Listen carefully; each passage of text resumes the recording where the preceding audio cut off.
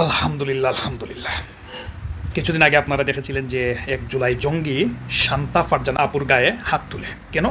সে মুক্তিযুদ্ধের সপক্ষে কথা বলে এবং জুলাইকে একটা জঙ্গি হামলা বলে আখ্যা দেয়, যার জন্য তার উপরে এই জুলাই জঙ্গিরা অতর্কিত হামলা করে।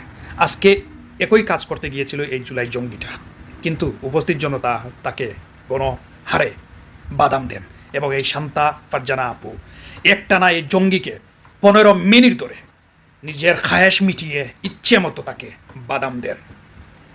ফারজানা আপু বুঝিয়ে দিলেন যে মুক্তিযুদ্ধের সপক্ষের শক্তিতে যারা বিশ্বাসী, যারা ন্যায়ের পথে থাকে, তারা কখনো পরাজিত হয় না। তাই ফারজানা আপুর কাছ থেকে আমাদেরকে শিক্ষা নিতে হবে এবং ফারজানা আপুর মতো প্রত্যেকটা নারী নিজেদেরকে তৈরি করতে হবে। মনে রাখতে হবে, এই জঙ্গিরা এই বাংলাদেশে যতদিন থাকবে কেউ নিরাপদে বসবাস করতে পারবে না, মেয়েরা তো একদমই না। তাই ফারজানা আপুকে আমার অন্তরস্থল থেকে ধন্যবাদ জানাই এবং সেলুট জানাই যে এই জঙ্গিদেরকে এভাবে প্রতিহত করে আপনি বুঝিয়ে দিলেন যে আপনিই বাংলার সাহসী কন্যা এবং আপনিই মুক্তিযুদ্ধের সপক্ষে অটুট রয়েছেন।